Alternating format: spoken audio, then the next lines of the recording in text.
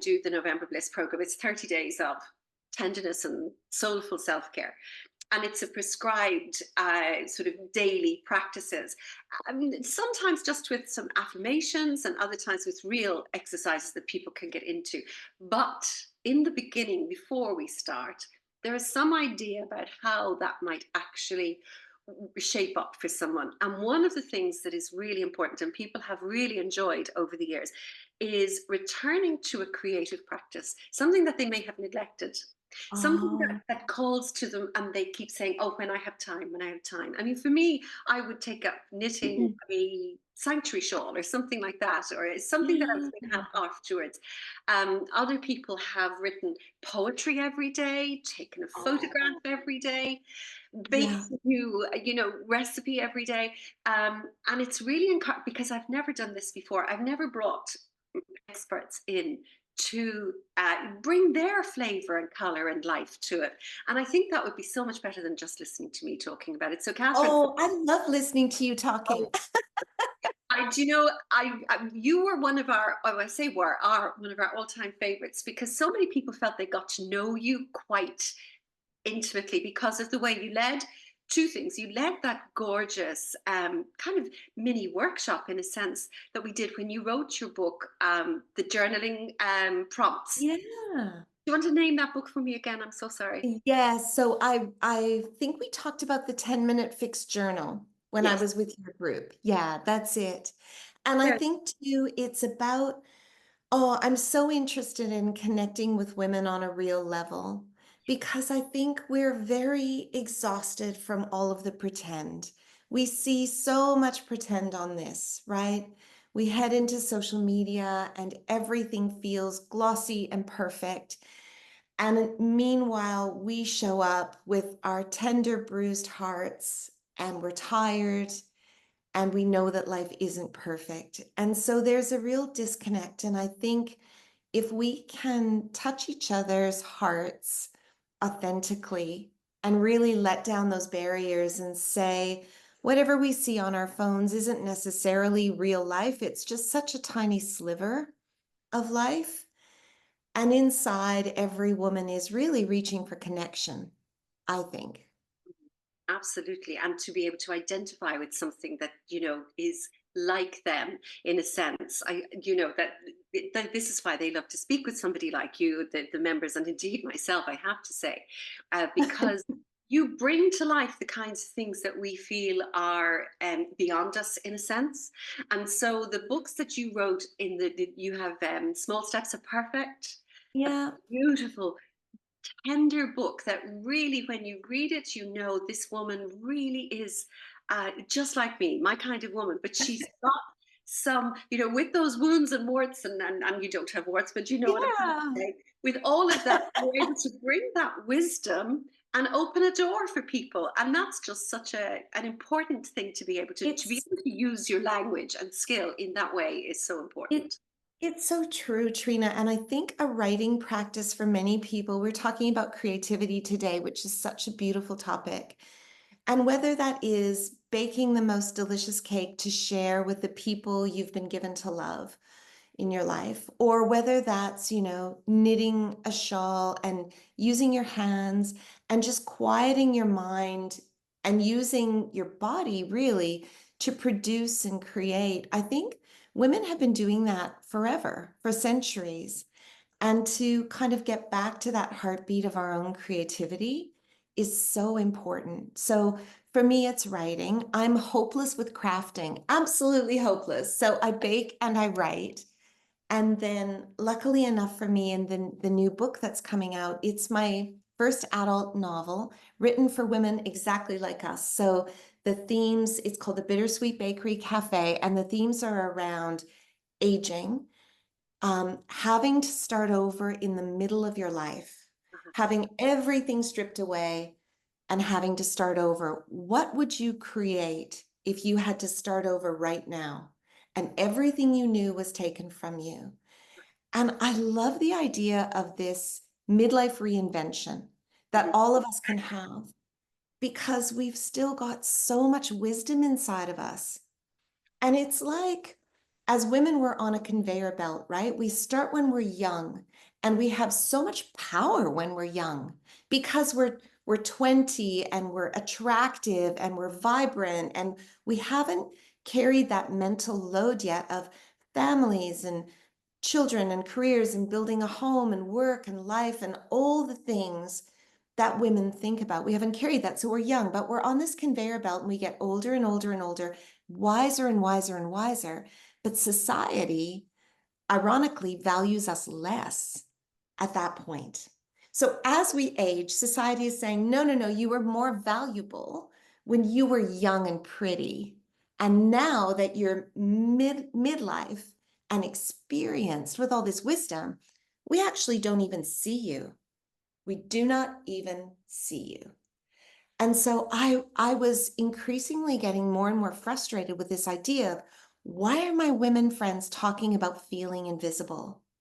And are we invisible? Like we're not invisible to each other.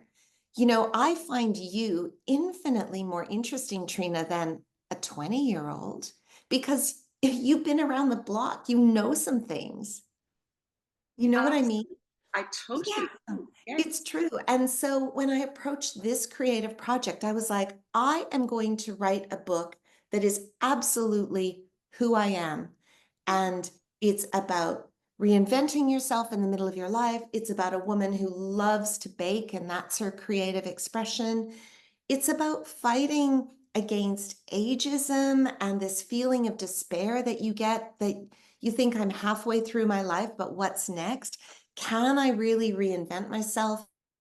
Do I even have the energy to do it? Will anybody listen to me if I do? And so these were the things that I cared about. And I thought, I am just going to sit down and write this book for me. I'm going to write it about what I care about. And if it resonates with other women, that's good. And if it doesn't, that's okay because I love it. And I felt myself on that conveyor belt in terms of society's eyes getting less and less relevant. But my friends still deeply loved me, and my family loves me, and I feel relevant inside. So it was just like using creativity to reach out again. And, for all of our women here, everybody, I just want all of us to stand up, just stand up because we matter. We matter in the Do middle you of our think, lives. Catherine, that one of the best ways of standing up is using your creativity? I mean, you combine two great loves of yours in this. It's the Bittersweet Cafe, and you have, or bakery rather, and you have recipes in there. I was reading a little Yes. recipe. You're combining two of your great creative loves. I am. So in this novel, it's really fun. I decided that as my main character, Audrey, bakes her way through the book, I thought, wouldn't it be fun if all of these beloved recipes of mine were actually in the book at the end of the book for women to try? And I can tell you that every single recipe in this book is a total winner. So um, it's the recipe for my delicious Italian dark chocolate birthday cake that I make for every single birthday in all of our families. Um, so there's that. And yeah, that's been fun. And I do agree with you, Trina. Like you use your creativity to reignite yourself and also to bring you peace, right? It does both. Well, that's what I'm asking you because there are some, we are all creative. We know that some people don't necessarily feel that they are. They may work in a different way. They may be more right brain or left brain or whatever. But how does someone who doesn't know or doesn't believe that they're Mhm. creative, how can they open up? That is such a good question. And I think you're absolutely right when you say it's just that we're creative at different things. So I, for example, never identified as a quote unquote creative person because I wasn't crafty. I didn't use my hands well. I wasn't able to knit. Wasn't interested in creating or building those kinds of things. But then I think, when I pick up my phone, I can really take a lovely photo.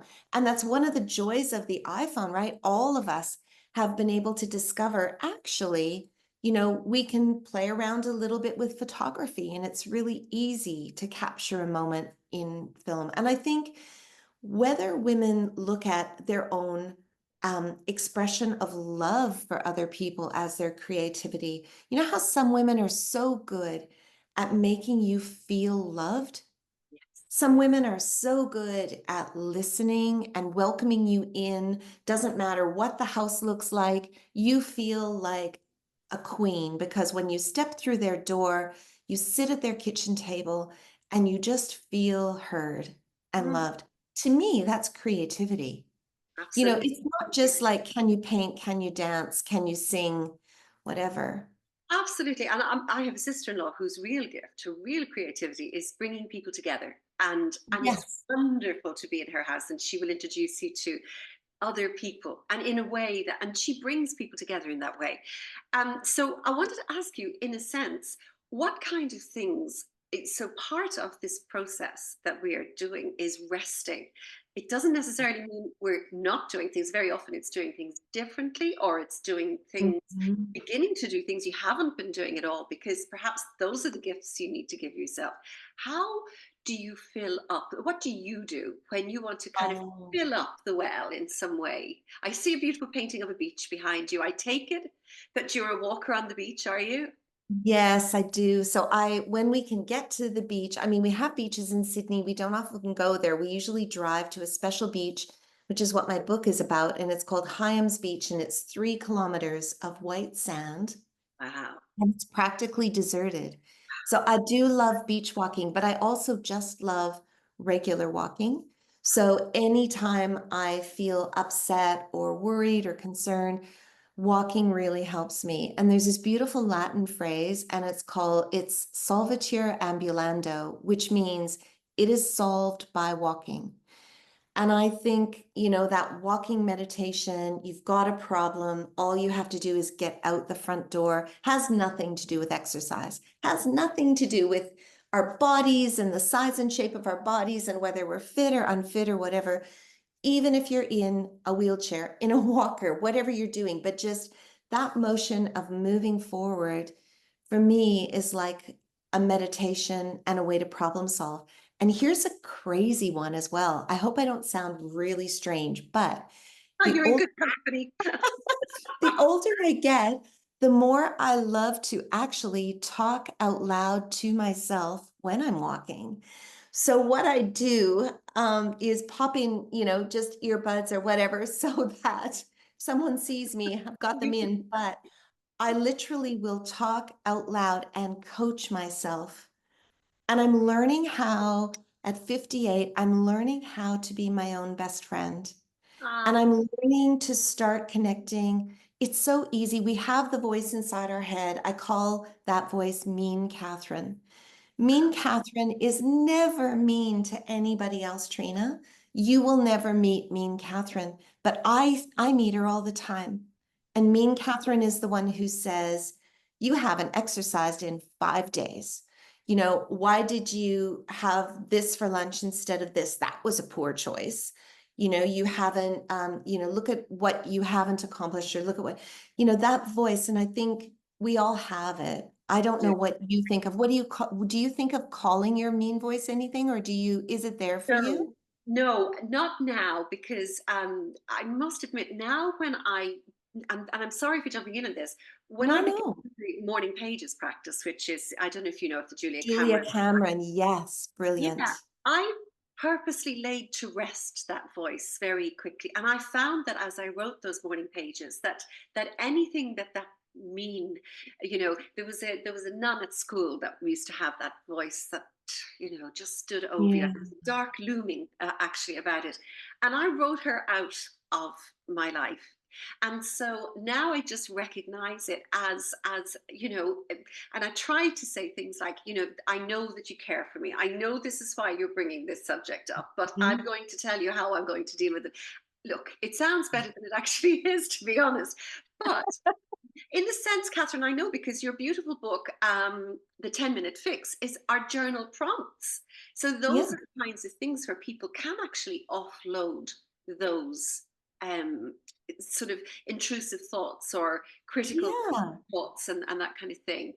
Um, absolutely. yeah, And I can think too, like getting to a point where perhaps we'll always have that voice that rears up, But getting to a point where we can say, like you do, Trina, I hear you. I know you're trying to take care of me, but this is just mean and it's not helping. So, what's going to help is more self encouragement. And I think that's why actually starting to talk to myself like a coach or a friend really helps.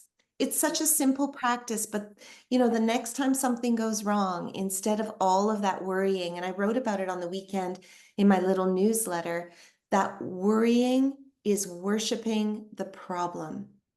And as Thank long, you. I was driving today and I said, what was that lovely quote I heard about worrying? And Catherine, I'm so glad you said that. Can you say it again, please? It's worth hearing. yes, yeah, it's so worth hearing. Worrying is worshiping the problem. And the more we stay in worry, the more we're grinding our gears on the problem, and we're not in solution mode. We're just in problem mode. So we've got to find a way to stop the mean voice, take ourselves out of the worry, and say, okay, what is one way I can move forward here? What is one step that I can take to get to where I want to go or get just a tiny bit closer to where I want to go? Sometimes it's even just a mind shift, thinking about better things, even thinking about unrelated but crazy happy things. We all have them. What makes me feel great is putting on music and dancing in my kitchen when nobody else is there. I do that because I love it. I love You to dance. I love to have fun. you have sorry for interrupting you because you have and I'm glad you brought that dance.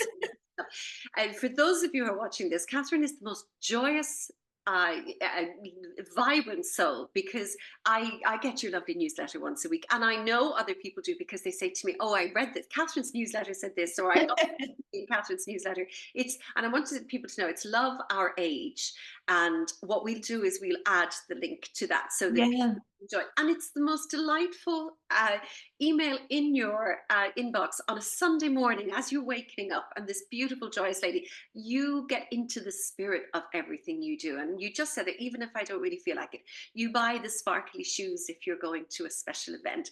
And you often say you don't have to spend a fortune, just No, not at all. And sometimes all the sparkle, Trina, is just for us. yes. Like you pop on the fun ring that's $5 and you just wear it because when you're at your desk or doing your tasks, you see you.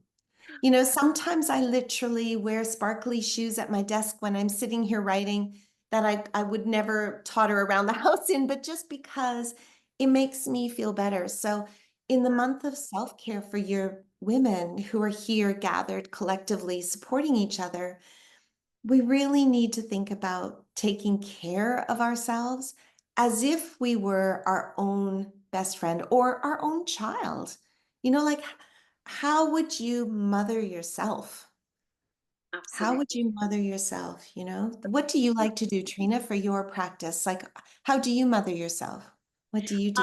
Do you know mine is a walk, and I only bring sort of my best friend with me on that walk. I don't. It's a solo walk, but I only Yeah, bring my best thoughts if I possibly can, on that walk. But I find anyway, for anyone, and you love walking too. For anyone who likes walking, that I kind of think it's like as you leave the house, you're throwing all the balls, all those thoughts are just being flung in the air, and then they kind of begin to land one by one, but they land in a kind of order, and there are downloads and solutions and concepts and ideas, and by the end of that walk you just feel like you've actually met yourself, that there's something that you've yeah, been able to touch on or touch into that you yeah. don't have any other time for, and it really is. And just on that subject, for anybody else, and I'm throwing this in here because the great Liz Gilbert, and I know you know of her, Oh, Eat, Pray, Love. She has a thing on Substack called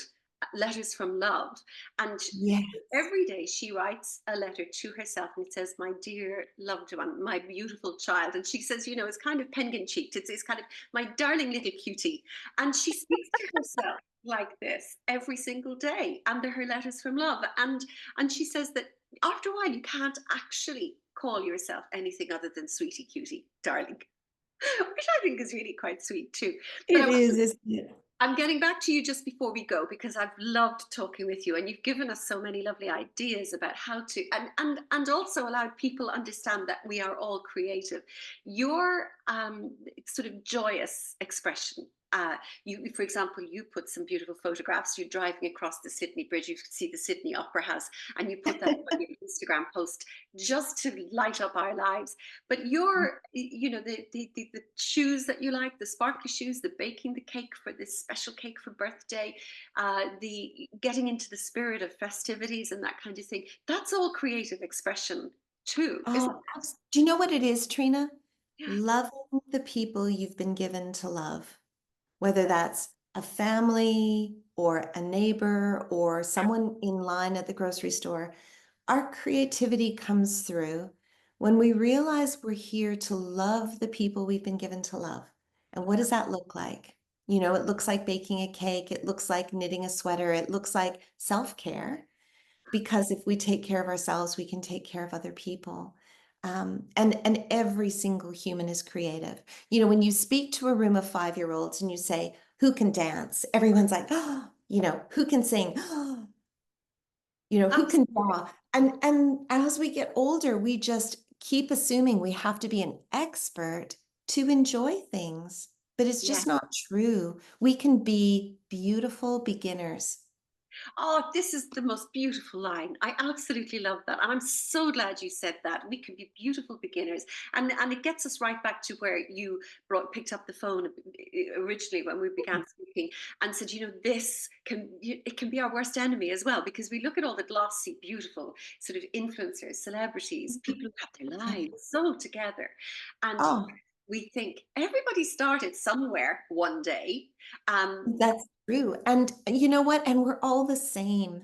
Absolutely. Trina, honestly, I guess when I write my books, and especially when I wrote this last one, I was thinking, I want women to know when they open the pages that they're the same as I am, that we're all the same. We all want connection and love, and we want to express ourselves. And nothing here is glossy. You know, the 10 minutes that I had coffee before I got on the line with you, I was talking about the list of worries with my husband that we have around children and life and, you know, retirement and where we're going to go and work and all of these things.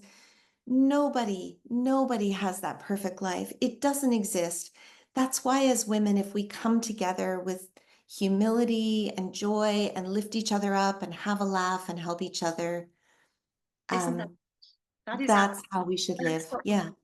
we bring our gift and share it and be of service with that, and that really is lovely. When can we expect your book? I'm really Oh, eager it's to get our hands on it. yes, I'm super excited. So it's out in March 2025. And right at the moment, we are working on cover design. So that's really nerve-wracking and exciting.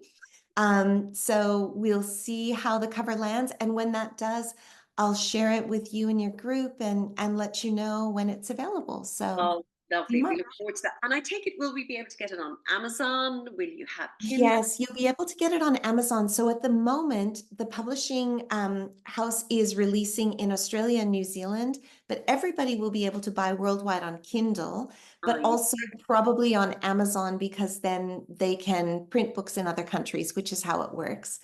But Brilliant. yeah, it's going to be I'm fabulous. so excited for you and wishing you so much success. You are a most generous, light-filled person, and you bring a lot of light to all of us. So we're so grateful to you for the times you've been here before and for giving us your time today and your lovely perspective on, you know, creativity and gifting ourselves the time to get to know ourselves and express ourselves and as you say, love the people we've been given to love. And I'm very, very grateful to you, Catherine. Oh, So thank wishing you. you a wonderful, we're settling into a cozy winter here, certainly late autumn, early winter here.